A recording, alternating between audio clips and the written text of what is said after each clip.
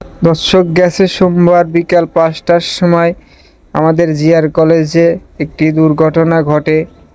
তো টাঙ্গাইল থেকে এক বান্ধবী যাইতে হয়েছিল বগুড়ায়, বগুড়া থেকে তার বান্ধবীর সাথে দেখা করে আবার টাঙ্গাইল যাওয়ার সময় আমাদের জিআর কলেজে পাশে ফরিদপুর গ্রাম চর ফরিদপুর শাহিন আলমের স্ত্রী তখন জিআর কলেজ দিয়ে রাস্তা পার হওয়ার সময় মোটর সাইকেলের সাথে ধাক্কা লেগে অ্যাক্সিডেন্ট করেন। তখনই লোকজন ধরাধরি করে হসপিটালে নিয়ে যায়। পরে শোনা গেল শাহিন আলমের স্ত্রী মারা গেছেন, তার সাথে যে বাচ্চা ছিল সে একটু আহত হয়েছে। তারপরে শোনা যায় মোটরসাইকেলের যে চালক সে মেয়েটি নাকি একটি হাত ভেঙে গেছে, তার বান্ধবী একটু আহত হয়েছে।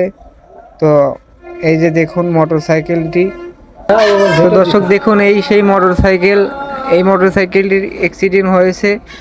তো দেখুন কিভাবে ভাঙচুর হয়েছে।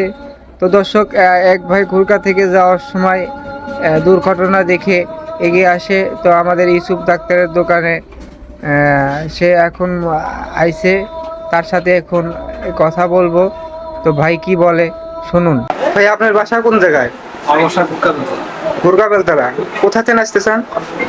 আমি তো ভুট্টা থেকে আসতেছিলাম।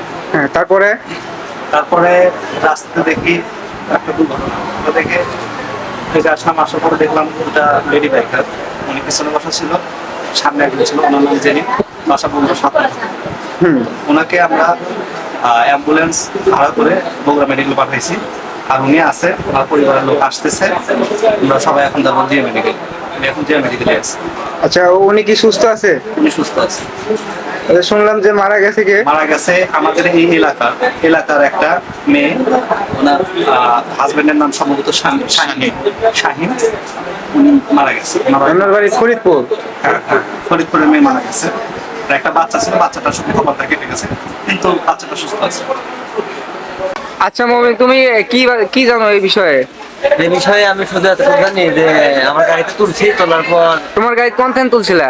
আমি জিয়া কলেজ থেকে জিআর কলেজ থেকে তোলার পরে হাসপাতালে নেওয়া হয়েছে। ওই জায়গা থেকে আবার ব্যাগ নিয়ে আসে। এখানে ব্যাগ নিয়ে আসা হয়েছে। একজন সাথে বগুড়া নিয়ে গেছে, আর আমরা দুইজন গাড়িতে ছিলাম।